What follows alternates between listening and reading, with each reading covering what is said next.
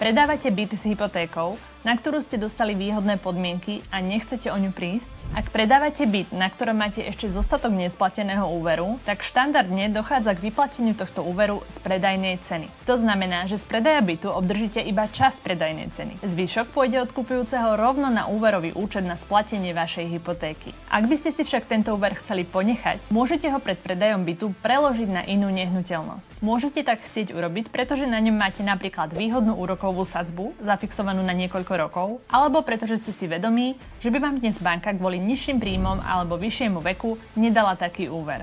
Pozor, tento úver však pravdepodobne nebudete môcť preložiť na novú nehnuteľnosť, ktorú z predaja bytu kupujete. Predávajúci by ju totiž museli založiť v banke vo váš prospech ešte predtým, než by ste ich nehnuteľnosť kúpili. A s tým v praxi ľudia nezvyknú súhlasiť. Možnosťou je iná nehnuteľnosť v rodine s dostatočnou hodnotou, na ktorú by ste dočasne preložili záložné právo z vášho výhodného úveru, kým si ho budete môcť opäť preložiť na vašu novú nehnuteľnosť. Sledujte nás pre viac takýchto hodnotných tipov.